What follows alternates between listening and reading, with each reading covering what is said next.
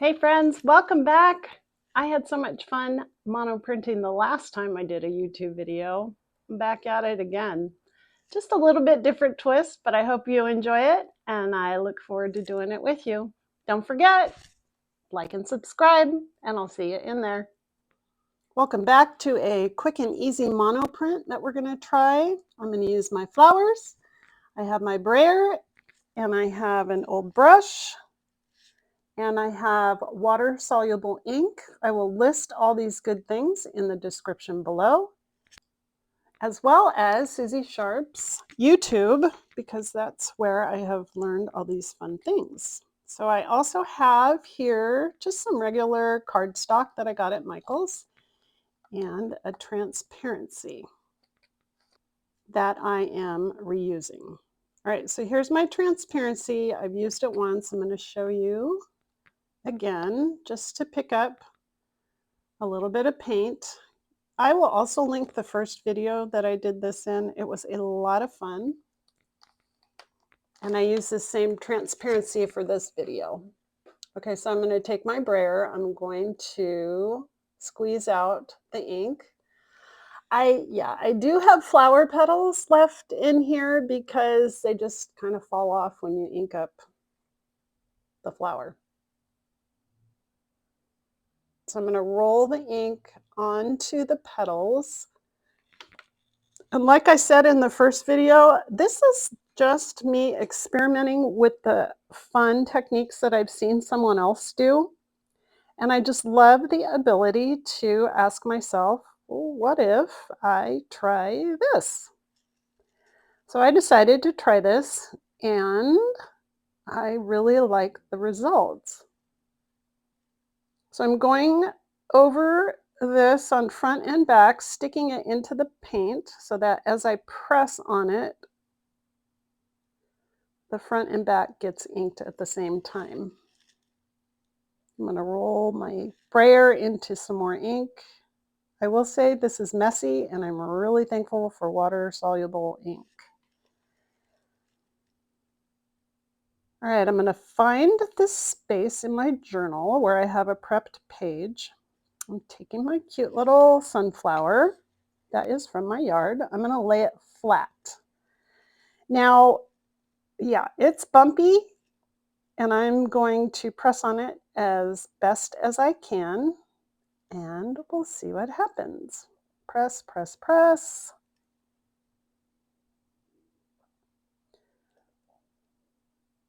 Well, that's kind of cool. And then I'm going to lift. Oh, look it, I like this. I know, I just get so excited over this stuff. Look how cute. I really like the lines in that. So there was quite a bit of paint on this. I'm going to see if I can just get a second little print. Now, probably I could have cut off the stem. That would be helpful. And this time around, I'm not even going to use that paper, but I'm just going to press and see what happens. And that, my friends, is the second try.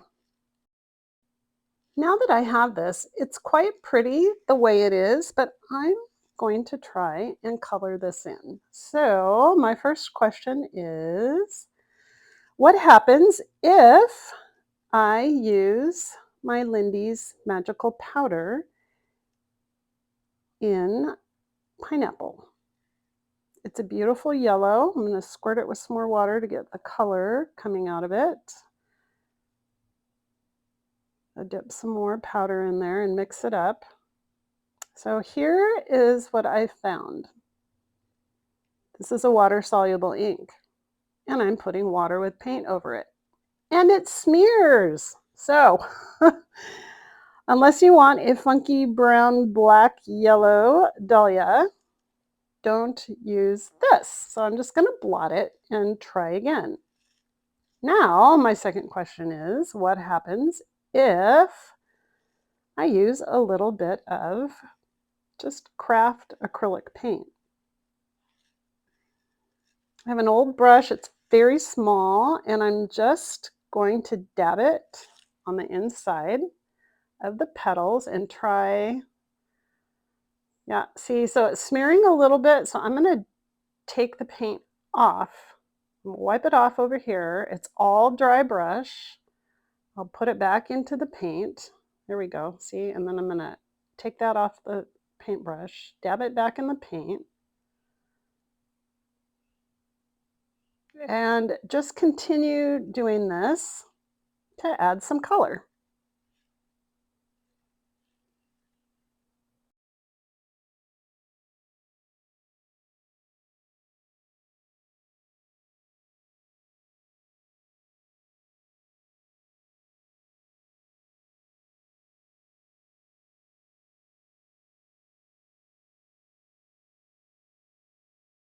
Here I have a Faber-Castell watercolor pencil.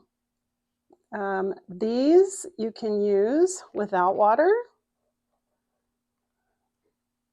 like that, or you can dip it into some water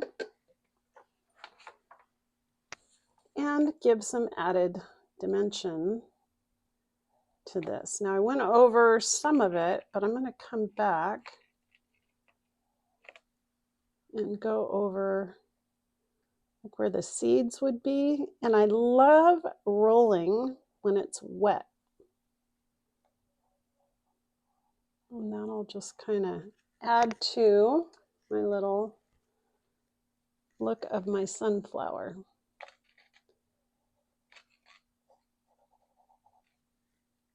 That's a little dark. There we go.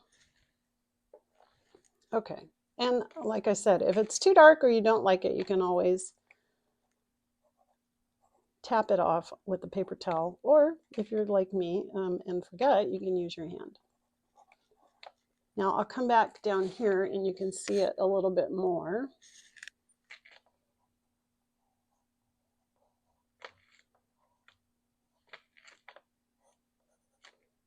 So that's what it looks like in brown. And then let's try some black.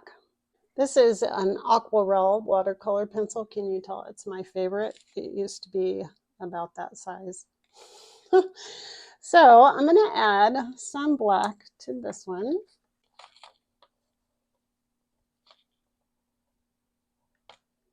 Maybe just fill in a little bit where the ink didn't get in.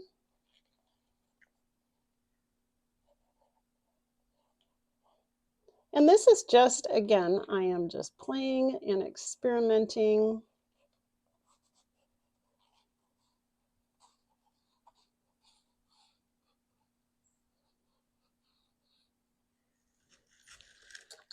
And add a little bit more water.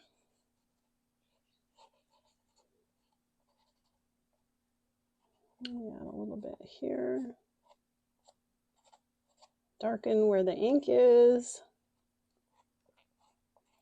And you can see just the difference that that makes.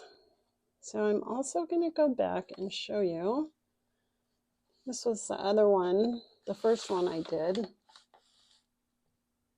That was kind of a tough one to do, and I feel like it really did a lot more with putting it down flat. All right, y'all, this is just me playing. I hope you play and experiment as well. And I hope this just encourages you to try some new things in your art journal as well. All right, as always, don't forget, like and subscribe, and we'll be back next week, and we'll do some more playing in our journals. Have fun, friends.